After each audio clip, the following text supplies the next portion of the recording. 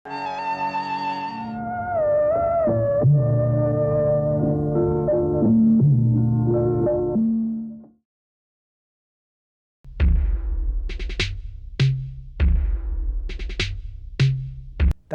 गवाह है। यह हमारे 90 साल के स्वतंत्रता संग्राम की कहानी है।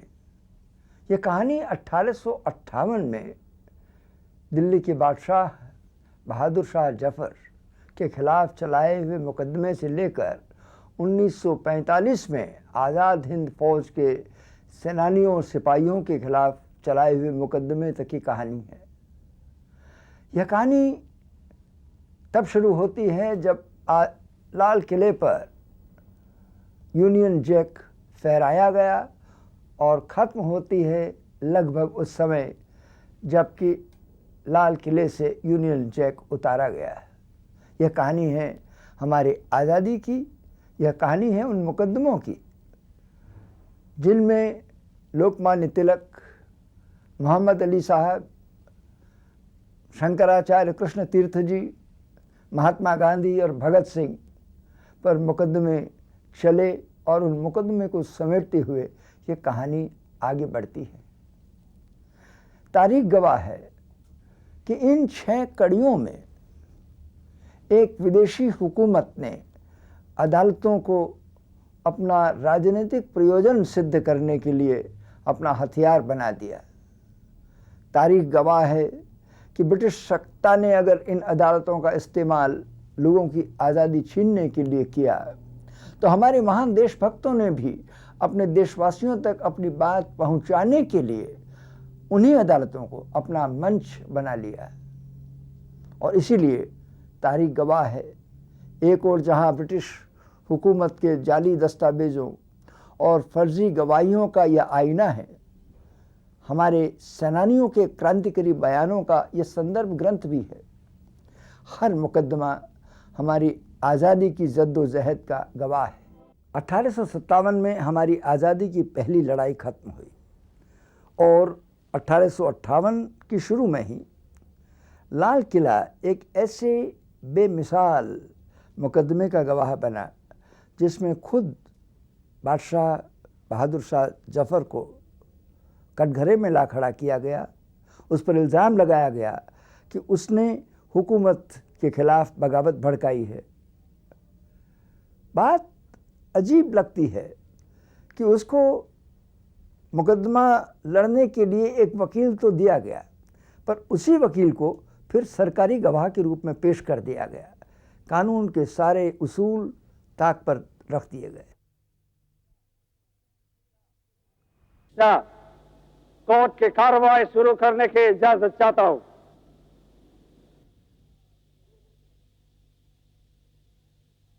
इजाजत है। Thank you sir. कैदी को अंदर लाओ।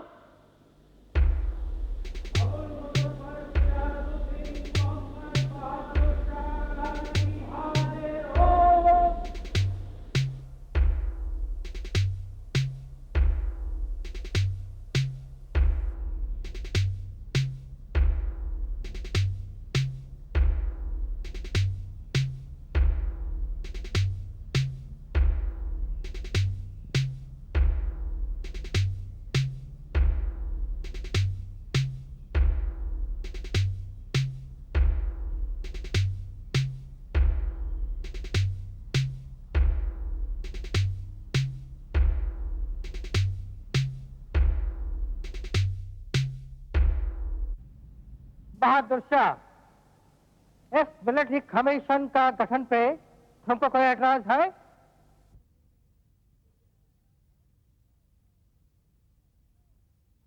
तो हम मान लेता है कि कैदी को कोई एतराज नहीं। सर, आपके इजाजत से अभी मैं कैदी का इल्जाम पड़ेगा। इजाजत है। Thank you sir.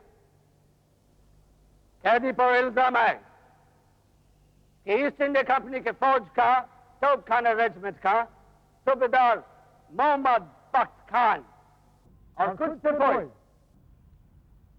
May and October 1897 के बीच गदर करने के लिए ब्रिटिश गवर्नमेंट के खिलाफ भड़काया। कैदी पर यह भी इल्जाम है कि उसने अपना बेटा मिर्जा मुगल और दिल्ली के कुछ लोगों को बगावत करने के लिए ब्रिटिश गवर्नमेंट के खिलाफ भड़काया और इस काम में मदद भी किया। कैदी पर यह भी इल्जाम है कि वो अपने आप को इंडिया का बादशाह बोलता और दिल्ली पर नाजायज कब्जा किया। और कैदी पर यह भी इल्जाम है कि सभी यूरोपियंस को मारने का साजिश किया और 49 यूरोपियंस मार डाला, जिसमें ज्यादा औरत और बच्चा था। और ये भी जो लोग मदद किया उनको तरक्की दिया, प्रमोशन दिया। कैदी के खिलाफ ये भी इल्जाम है कि लोकल राजा को फरमान दिया कि उनका इलाका में जितने ब्रिटिशर्स हैं सबको मार डालो।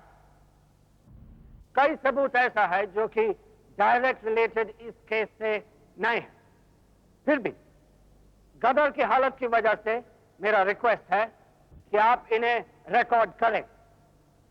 और मेरा यह भी फर्ज बनता आपको बताना कि captain Edison major general Wilson का हुक्म लेके आया। उन्होंने कैदी का जान पहले ही बख्श दिया, इसलिए इस कमीशन को सजा देने का हक नहीं, भले ही वो इसको कसूरवार पाए।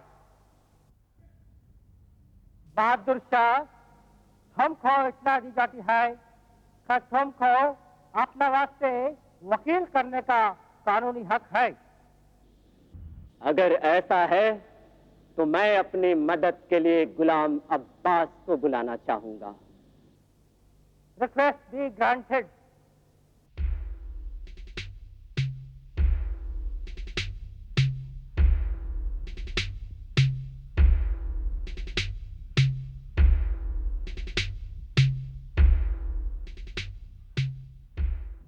अब मैं अपना पहला गवाह बुलाने की इजाजत चाहता हूं। मेरा पहला गवाह गुलाम अब्बास। लेकिन Ghulam Abbas be brought to the witness box. लेकिन an order is an order.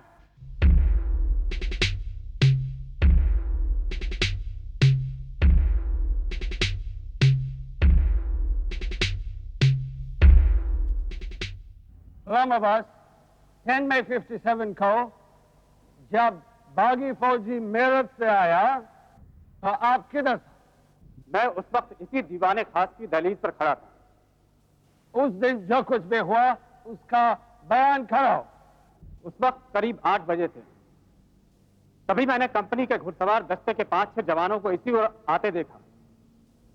वे बादशाह के दरबार के गुंबद के सामने खड़े होकर जोश में चिल्लाने लगे। मैं इतना ही बयान कर सकता हूं। इसके बाद जो कुछ हुआ उसके बारे में मैंने भी बस सुना ही है, देखा नहीं। बादशाह ने अपना पहला दरबार कब लिया?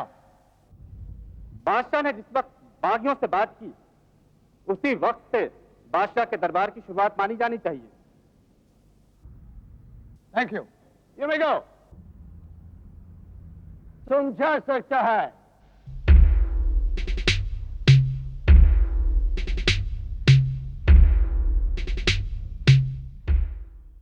मेरा अगला गवाह जटमल।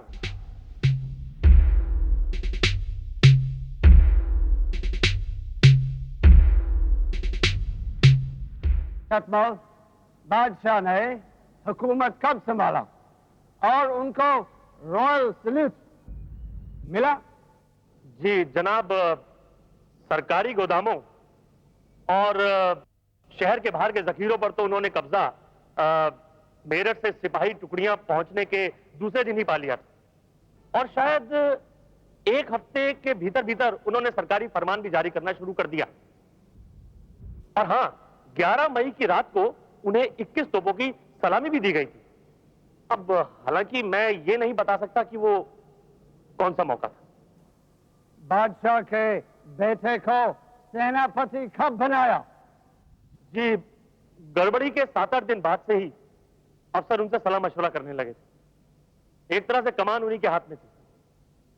फिर भी जाहिर तौर पर यह ओहदा उन्हें महीने भर बाद दिया गया।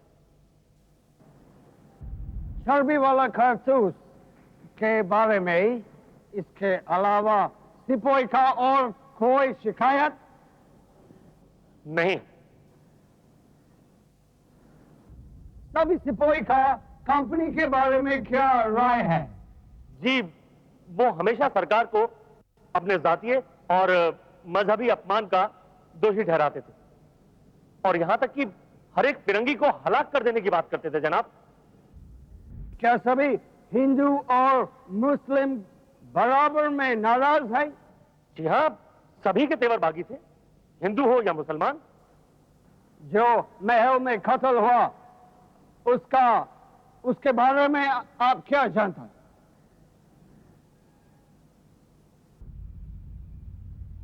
कदर वाले दिन मैं भी भीड़ के साथ महल पहुंचा। उस वक्त सुबह के 8 बज रहे थे। महल के बाहरी दलान में मैंने फिरंगियों को कतारों में बैठे देखा। उनके हाथ उनकी पीठ के नीचे बंधे हुए थे।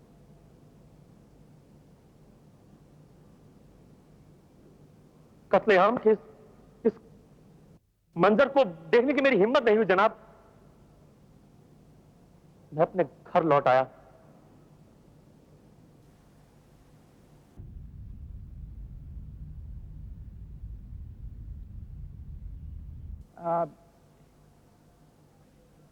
अगर बादशाह चाहते तो क्या वो कत्ल को रोक सकते, स्पेशली औरत और बच्चों का? जी, वो तो फिरंगियों को बचाना चाहते थे जनाब, पर बागियों के सामने उनकी एक न चली।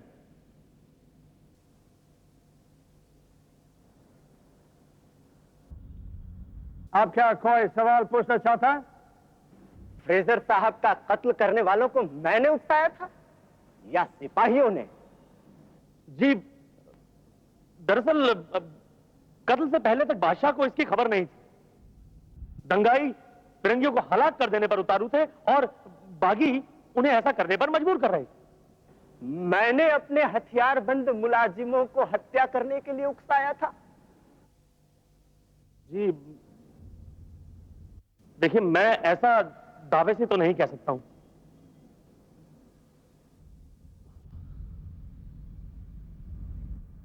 Okay, thank you, you may go.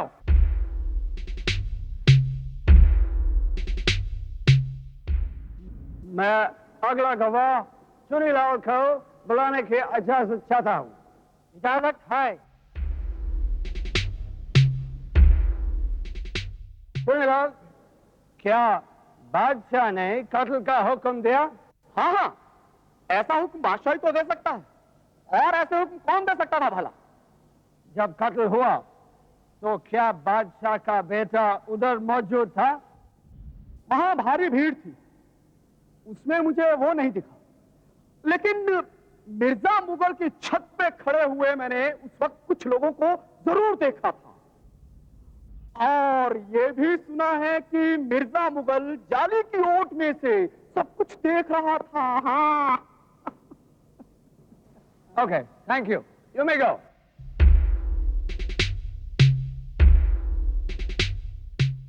मैं अपना अगला गवाह एहसान उल्लाह खान को बुलाने की इजाजत चाहता हूं। इजाजत है।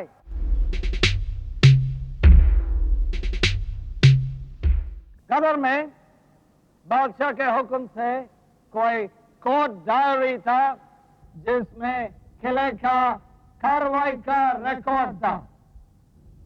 जनाब, कोर्ट डायरी रखने का रिवाज बगावत से भी पहले का है और उसी के मुताबिक उस वक्त की कोर्ट डायरी रखी भी गई थी। क्या तुम इस लिखाई को पहचानता? जी हाँ जनाब, ये कोर्ट डायरी लिखने वाले की ही लिखावट है और ये पन्ने भी उसी के हैं। इसको कोर्ट में देने से पहले मैं कुछ लाइन पढ़ेगा।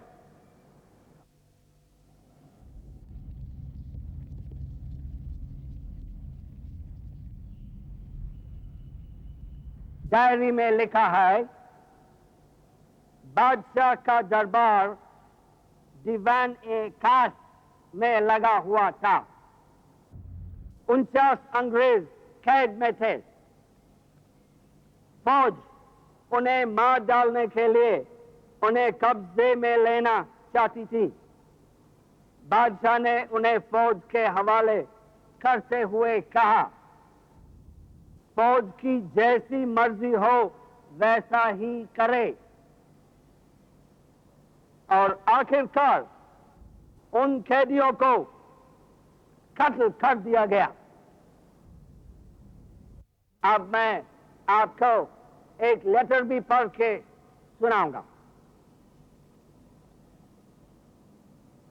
ये लेटर दिल्ली से आगरा भेजा गया। दिल्ली पोस्ट ऑफिस का डेट है 25 मार्च 1857 और इस पर मोहर है फकीर मोहम्मद दरवेश।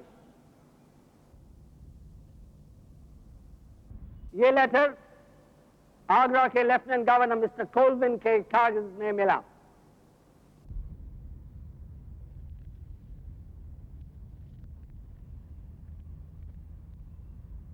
ये गरीब नवाज आप खुशहाल बने रहे। मेरी पिछली अर्जी पे आपको दिल्ली के बादशाह का खत फारस के बादशाह के भेजने के बंदोबस्त की बाबत इत्तला मिल चुकी होगी।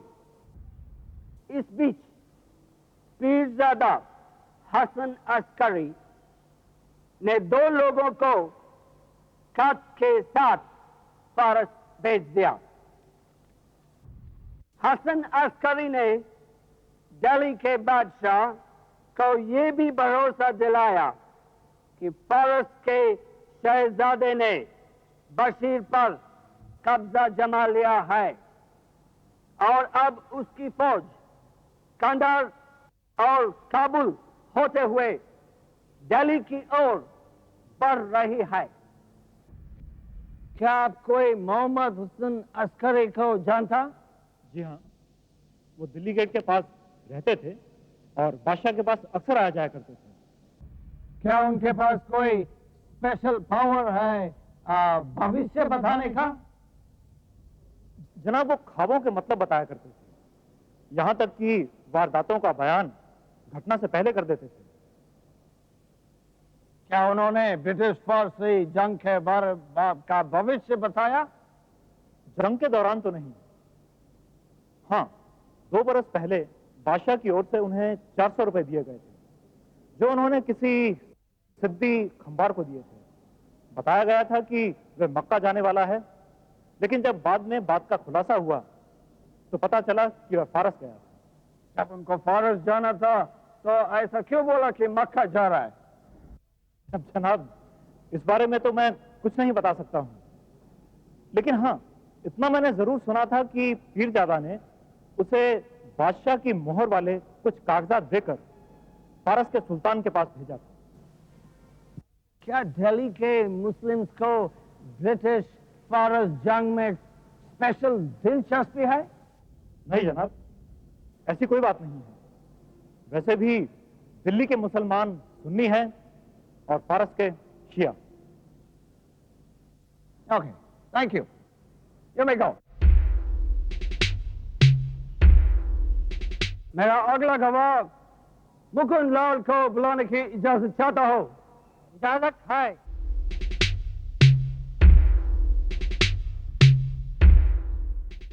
मुकुंद लाल, तुम गदर के बारे में क्या जानता?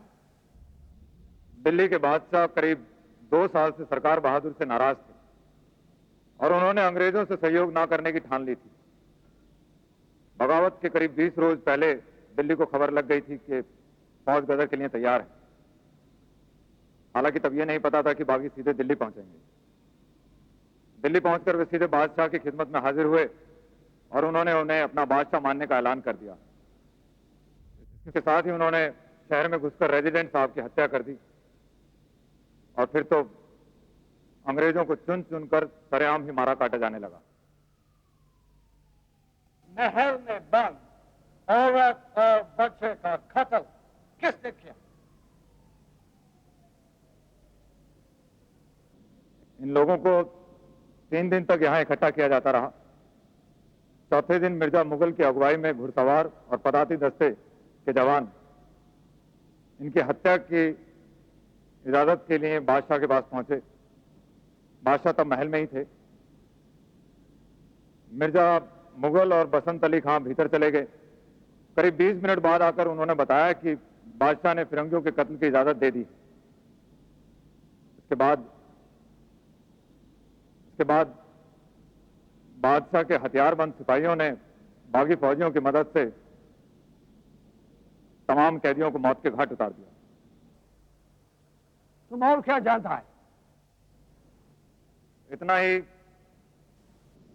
बगावत के दौरान यूरोपीय अफसर या सिपाही का सर लाने वाले हर शख्स को 2 रुपए बतौर इनाम दिए जाते थे।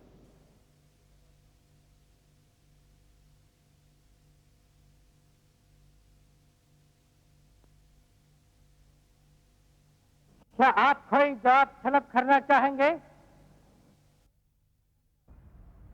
ठीक है, थैंक यू, आप जा सकते हैं।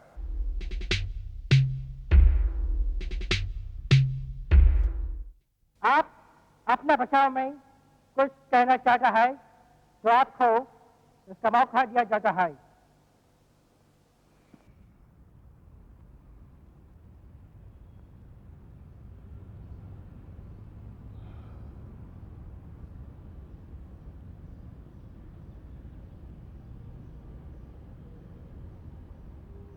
मैं असलियत बयान करना चाहूंगा। बगावत की कोई खबर मुझे पहले से नहीं थी। सुबह करीब 8 बजे बागी फौजी मेरे महल के झरोखे के पास पहुंचे और शोर मचाने लगे। वे कह रहे थे कि वे मेरठ में तमाम अंग्रेजों को हलाक करके यहां पहुंचे हैं। ये सुनते ही मैंने किले के सारे दरवाजे बंद करवा दिए और फौरन ही पैलेस कमांडेंट को इसकी खबर भिजवाई।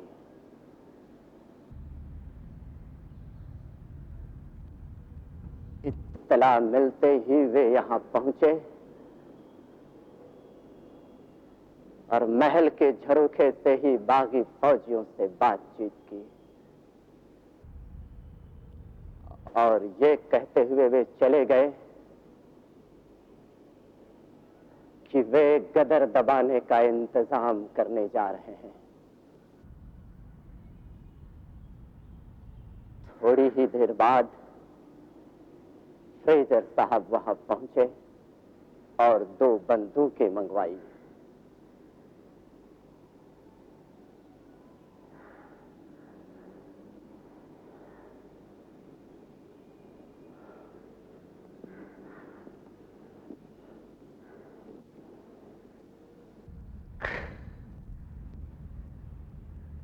कमांडेंट ने भी 2 पालकियां मंगवाई और अपनी घर की औरतों को मेरे जनाना खाने में रखने की गुजारिश भी की।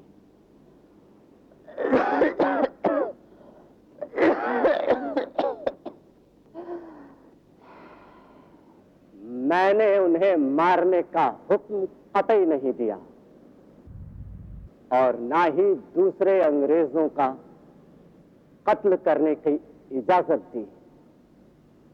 जो लोग मुझ पर ये इल्जाम लगा रहे हैं झूठ बोल रहे हैं। इस वारदात के बाद बागियों ने मिर्जा मुगल, खैर सुल्तान और अबू बकर को सेनापति मुकर्रर करने का हुक्म दिया। मैंने उनके हुक्म को फौरन ही रद्द कर दी।